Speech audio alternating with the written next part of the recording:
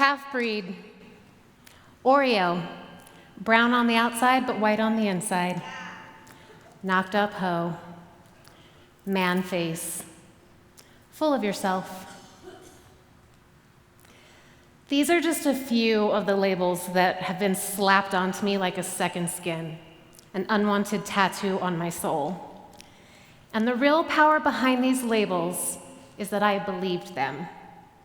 I started hearing them when I was about 8, and they were reinforced throughout my life, at school, on the playground, at church, and as I got older, in the workplace. And when you hear something about yourself so many times, you start to believe it. And all of those labels combined can make you feel like a nobody. I didn't always feel like a nobody. In fact, I believe that everyone's default setting at birth is that we're meant to be somebody. We're bound for greatness, we're special and unique, and we're hungry all the time. But somewhere along the way, the world delights in telling us that our stories, our experiences, and our lives don't matter. And so for a lot of my life, I felt that way. And it wasn't one big event that made me feel like a nobody. It actually started pretty innocuously as otherness. So as a kid, we're given these forms to fill out. And I remember seeing this for the first time, and it says, fill one circle. Well, my mom is white, and my dad is Filipino. So I didn't have one circle that encompassed both of those identities, except for that circle labeled other. And as a kid, feeling like an other, an outcast, it makes for a really easy leap to feeling like you're not as good as the other kids.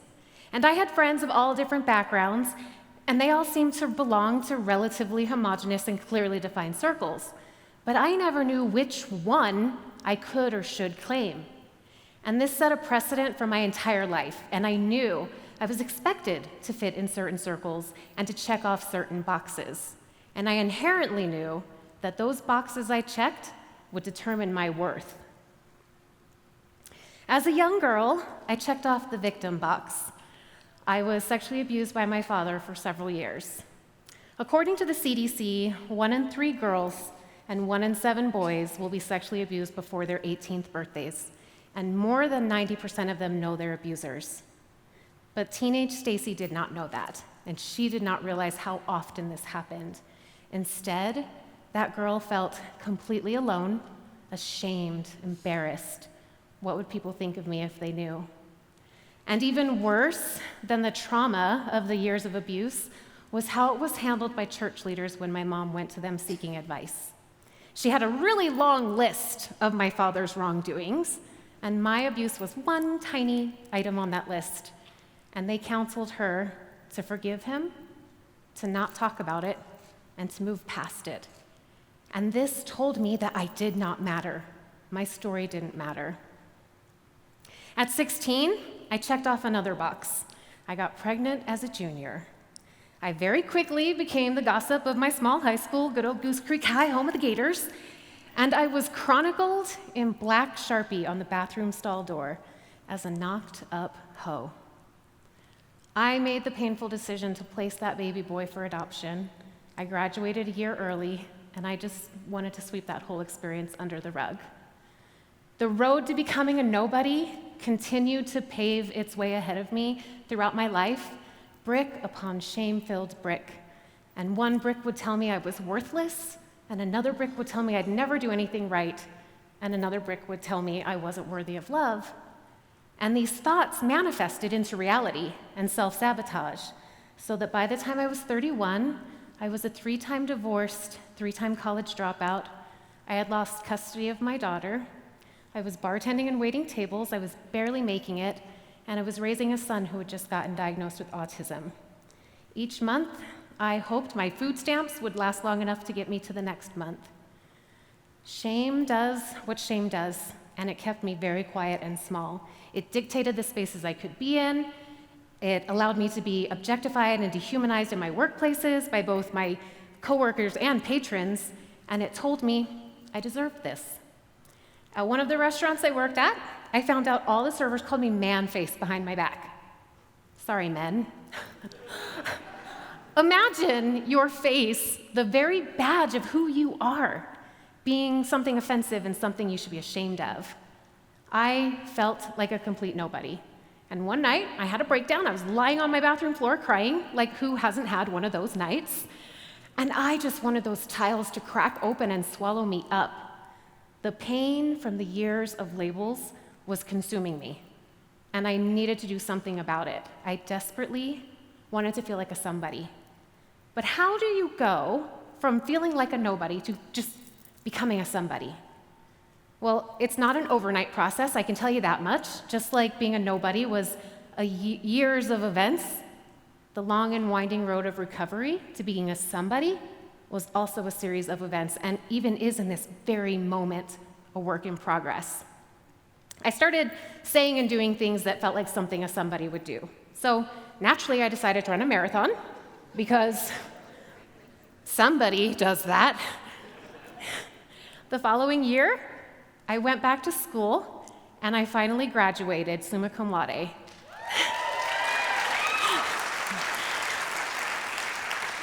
And on that day, I felt like a somebody.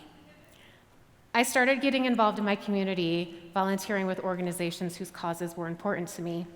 But even with these great things happening in my life, that nagging voice would still pop up and say, "Stacy, but if they really knew, they wouldn't like you." And so I kept my stories safe and sound and untold. Until about 3 years ago, and I had an opportunity to do a presentation for some work colleagues, and I decided I was going to share some of my story.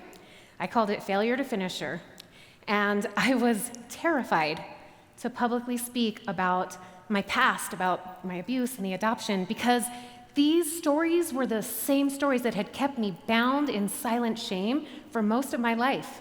And now I was going to put them out into the world for people to know and judge. In his book, The Body Keeps the Score, Dr. Bessel van der Kolk wrote, "It is one thing to process memories of trauma, but it is an entirely different matter to confront the inner void, the holes in the soul that result from not having been wanted, not having been seen, and not having been allowed to speak the truth." I started rethinking all of the labels that had defined me all my life, and I thought, maybe I could possibly redefine myself.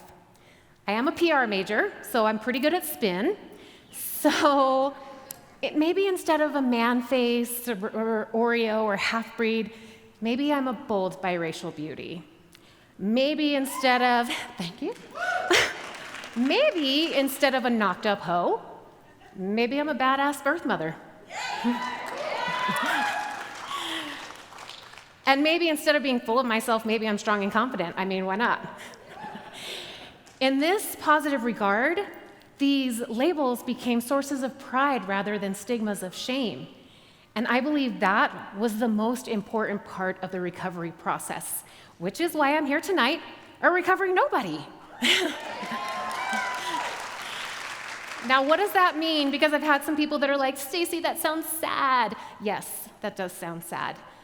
But according to a 2014 Psychology Today article, to be in recovery, it means a person is making progress even though they aren't cured. We're never perfect, we're never cured, but we can always be making progress, right? We can recover from sickness and surgery. We can recover from addiction. We can recover from broken hearts. We can recover from feeling like a nobody. Recovery means I was once one way, but now I'm another. Hope, the belief that these challenges and conditions can be overcome, is the foundation of recovery. And I believe we could all use some hope. And I imagine that some of us in this room have maybe felt like a recovering nobody. After I hit my own rock bottom, I learned some secrets along the way, and I'm here to confess them with you tonight. So, confession number 1. This is not going to be a big surprise. It feels really good to be seen, to be acknowledged, to be valued.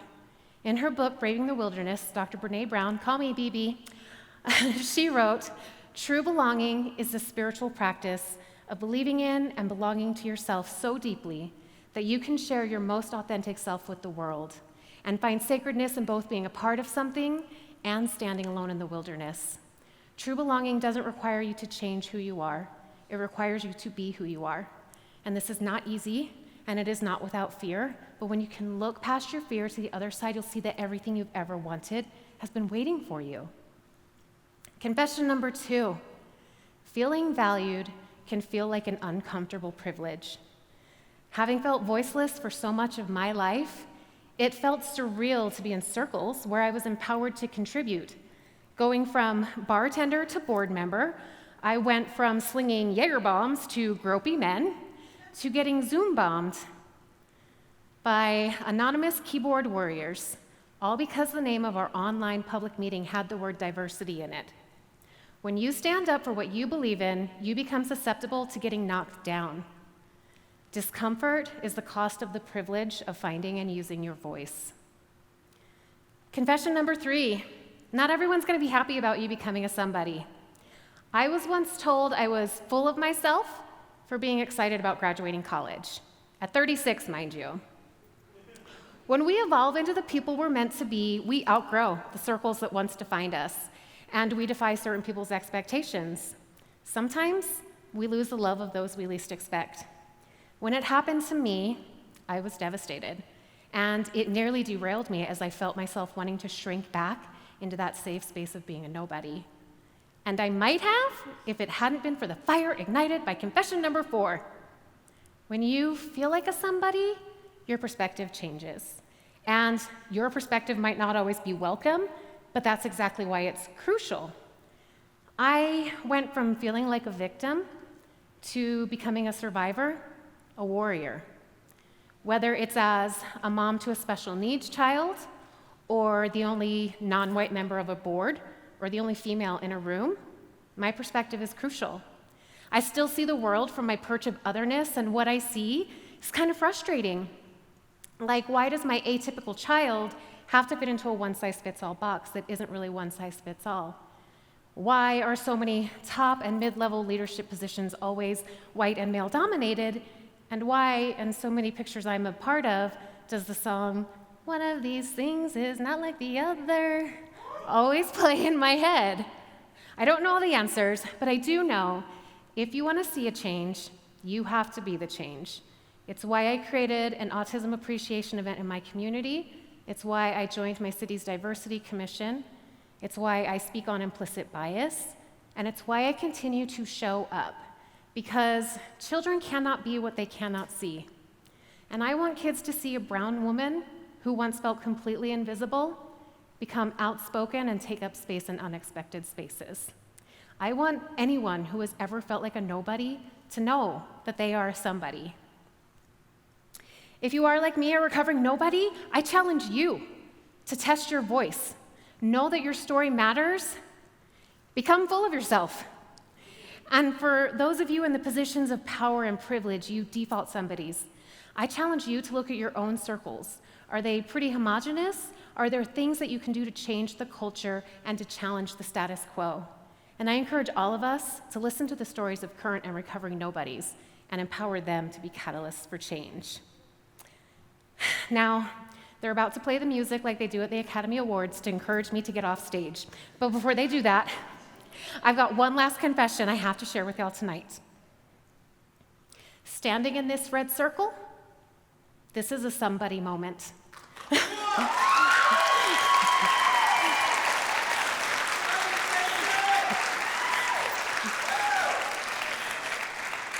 But it has been a journey, and I'll continue to be on this journey for as long as I live. But this one started in 2017, the first year they held TEDxOgden. When I applied, I interviewed, and I was rejected.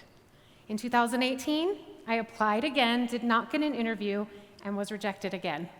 In 2019, because like Janie said, I'm not a quitter, I applied, I interviewed, and when I got that third rejection, I said, "Stacy, maybe TEDx isn't for you." In the meantime, I went about my life. I just, taking care of the family, doing my thing, speaking wherever I could. I created a 501c3 nonprofit, and I wrote a book, no big deal. So imagine my complete and utter joy when I was invited to speak at the 2020 TEDxOgden.